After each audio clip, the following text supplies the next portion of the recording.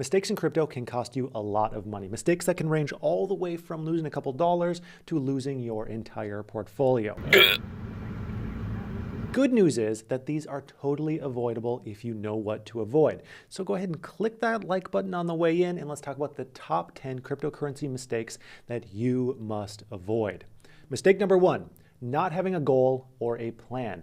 Arguably, the most important thing to do when getting into crypto is to have a goal and have a plan. A goal being why you're investing in crypto in the first place.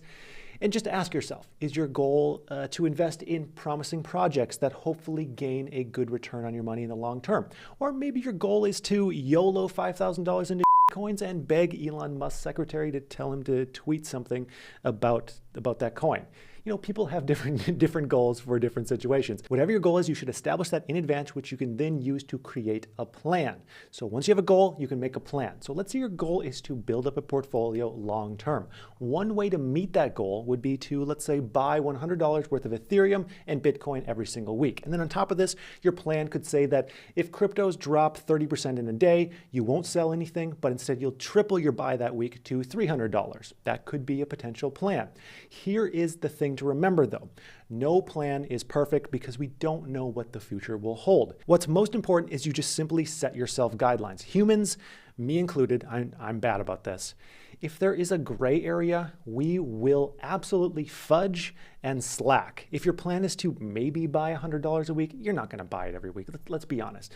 I know I wouldn't. I have to be honest with myself. I need to write something down to actually do it. So set yourself a goal and a guideline and stick to it until you decide to change that goal and guideline later, and then stick to that new goal and guideline. It's really that simple. So here's the problem. People buy crypto without a plan, and they buy it hoping for infinite returns. And then they see their portfolio down 15% one morning, and these people are much more likely to panic sell right at the worst time. So go set a goal and set a plan and actually write it down. You will be a better investor instantly if you do. It's really that easy. Now, another way to avoid emotional selling and buying is by joining a group of investors. So through my Patreon, and this is just an example, I've been very proud recently. Whenever there have been wild dips in crypto, this group has done an amazing job of talking through the situation with each other and doing so logically to help everyone feel just a little bit less emotional. And that is honestly priceless for that peace of mind. So if you'd like to join our members only group, that will be linked down below, but please only join if you're trying to be serious about investing. Now, mistake number two to avoid is price does not equal value. This is a very, very common misconception that the price of a coin is what determines its value. It's an easy mistake to make. So I don't really blame people for making this mistake if you're new to crypto, because Bitcoin is the top dog and Bitcoin is $50,000 per coin. You know, give or take $20,000 depending on what side of the bed China woke up on that day, but that's neither here nor there. Because of this though, many people assume that something like Cardano, whose native token is ADA, is only a couple dollars, is 1/25,000th the size of Bitcoin, when in reality it's only about 1/10 the size of Bitcoin.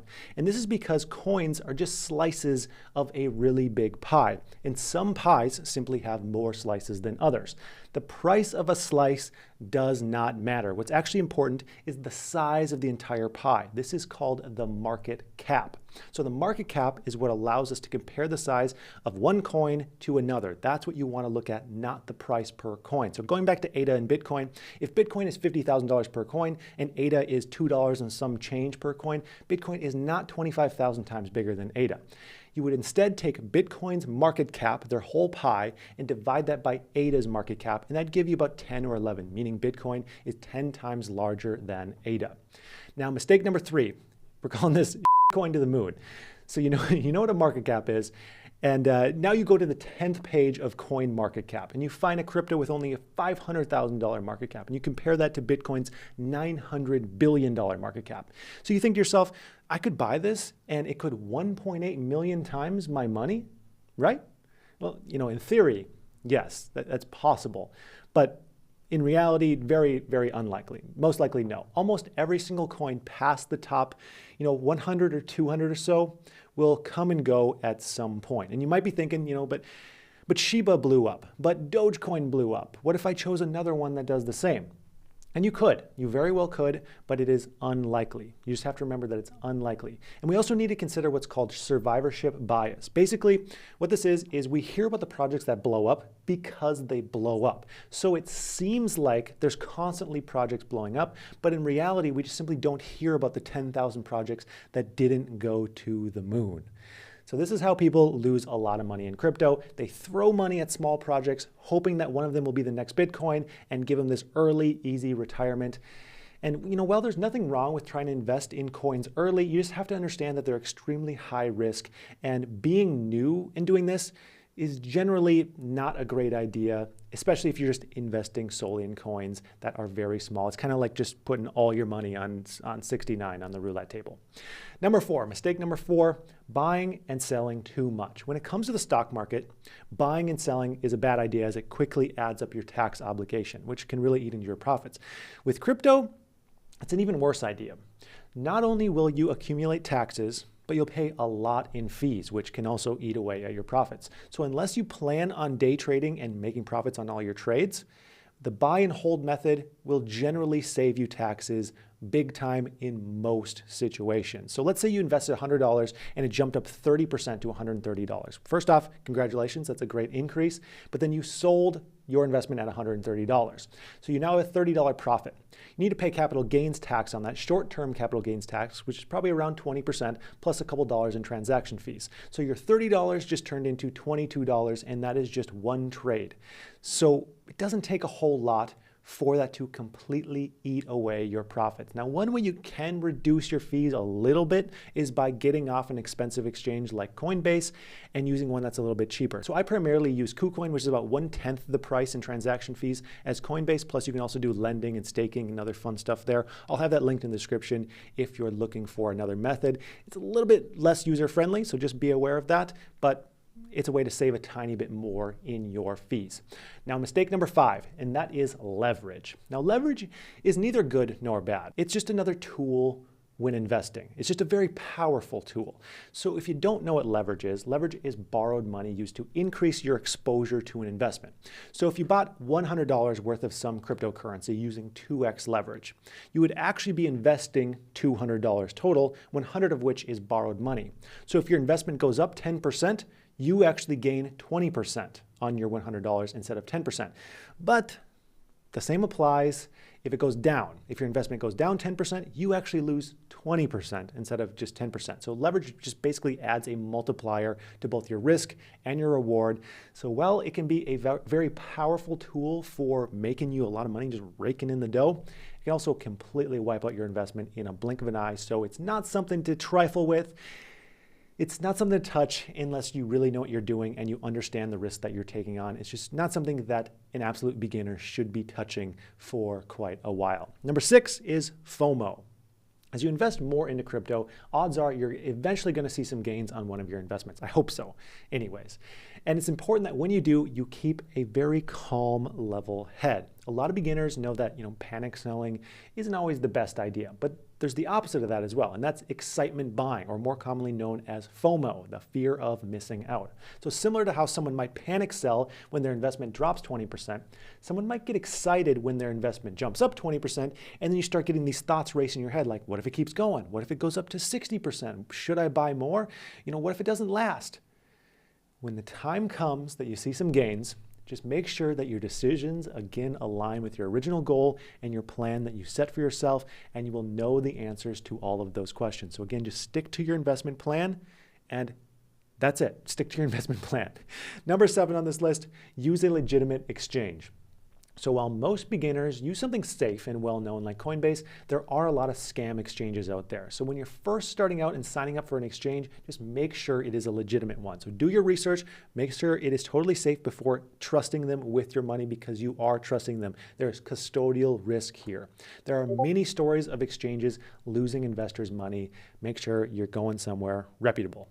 Number 8, do your own research. Crypto has been a hot topic with everyone, including influencers and celebrities. And I mean, not long ago, Kim Kardashian, who has like 250 million followers on Instagram, promoted Ethereum Max on her Instagram story, no affiliation to me, which dumb, which hasn't exactly performed so well over the past few months. And I don't want to say it's a scam, but go ahead and watch CoffeeZilla's video on it if you want some more context here. And there's also a huge scandal of well-known YouTube gamers promoting a scam coin to their fans and then marketing it as something to save children. So the moral of the story is, no matter who tells you to buy what, always do your own research and be wary of fortune tellers, people who just say this is absolutely going to happen. The best influencers, they might have a little bit of clickbait in their titles and in their thumbnails for the YouTube algorithm. But in the video, they give level-headed, non-hype advice. That's what you should seek out. That's what you should seek out. So moral of the story, do your own research, because this gives you confidence to your investments, because you know why you're buying, not just because someone told you to buy. Number 9, we're calling this oops, wrong address. Now all your crypto is gone. As some of you know, probably not all of you, but you're about to learn, you're going to learn today. Crypto transactions are designed to be permanent and irreversible. This means that no one has control over the network. If someone had the ability to reverse transactions, this would defeat the whole purpose of decentralization. So when you're sending crypto from one wallet to another, if you're sending a large amount of money and you don't want to lose that large amount of money, it's best to always send a test transaction. Some wallets even recommend this. They probably recommend it so you don't just email them right after, like, where'd my SafeMoon go? So another way to avoid this mistake is by only using QR codes, which is much harder to mess up. And when copy and pasting a wallet address, or even worse, writing it down manually, mistakes can sometimes happen. So just always double and triple check your wallet addresses so you don't lose any money. Number 10, not using 2FA. So the crypto space is full of hackers, and not all of them are going to have good intentions, like that one guy who just gave back $600 million that he stole. Who knows if he had good intentions from the first place, but either way, there is nothing more appealing to a hacker than stealing money that cannot be tracked. One of the most simple and effective measures to take in preventing your account from getting hacked is two-factor authentication. So some exchanges force you to do this. Some provide even more security measures than this, but regardless, everyone provides the option for 2FA, two-factor authorization, and you need to take advantage of it. If you don't know what that is, it's a form of security that requires 2 forms of identifying yourself before they give you access to your account. This is most commonly done with a text message code, but even that isn't always perfect, so I would highly recommend setting up an authenticator app like Google Authenticator. These apps produce a new code every few seconds that you then enter into a website that you're trying to log into, and then you get access. This means the only way that someone could get into your account is if they both have your password and they physically have your phone and access to your phone. And let's be honest, if someone has both of those things, you have way bigger problems to deal with than your cryptocurrency and where it's sitting in an exchange. You got big issues. And there you have it. I hope that this list has been helpful. If you'd like even more content, allow me to escort you to my Clips channel, where I have short form content as well. That should be on the screen somewhere here. And I would just like to thank you so much for watching, and I hope you have a profitable day.